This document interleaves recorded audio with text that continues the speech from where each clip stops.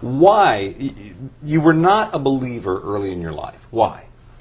It was the way I was raised. I was raised in this remarkable environment by a drama professor father and a playwright mother, surrounded by theater, music, the arts. They were doing the 60s thing, except it wasn't quite the 60s yet. And I was exposed to all kinds of fascinating ways to learn about life and the world and ideas. But faith was not really on the list of things that were talked about. It wasn't that faith was put down or considered inappropriate for other people. It just didn't sort of enter the conversation in my childhood. Did it exist in your mind as a question? Oh, I had glimmers of something, some longing outside of myself, some sense that maybe there was a God up there that I might be able to reach out to. What brought you as an adult then to faith? Well, first, as an adult, I walked very far away from faith. I went from being sort of vaguely interested, but not really, to becoming an atheist.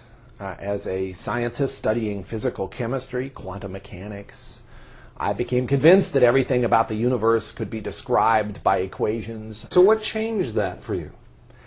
Well, I changed my life plan from physical science to medicine. And when I went to medical school, the ideas about death and dying, which had been rather hypothetical, became very real. You can't be in that environment, sitting at the bedside of people who are facing the end of their lives without having it affect you.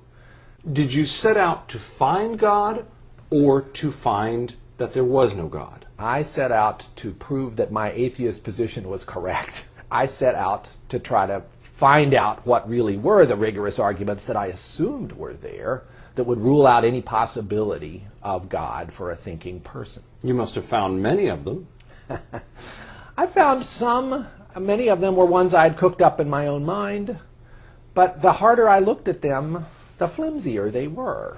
All of us human beings have a sense that there is such a thing as right and there's such a thing as wrong.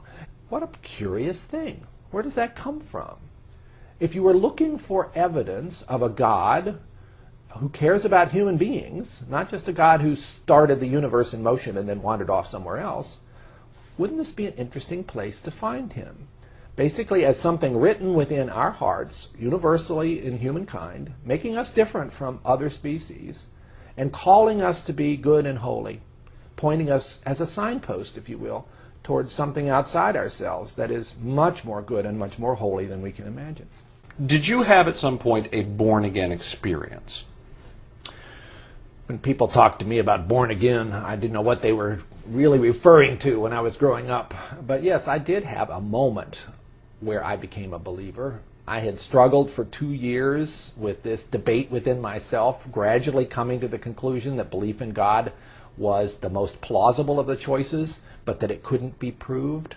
And after many months of struggling with whether to make that leap, on a beautiful fall day, hiking in the Northwest with my mind a little more clear than usual because there were not the usual distractions, I felt I could no longer resist.